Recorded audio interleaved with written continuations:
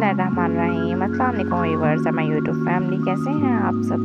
अगर आप मेरे चैनल पे न्यू हैं तो please subscribe to my channel. आज का जो हमारा टॉपिक है दोस्त के नाम खत उर्दू में, ठीक है। दोस्त को खत लिखकर अपने शहर की खासकर जगह का बताएं और उससे अपने यहाँ आने की दावत दीजिए।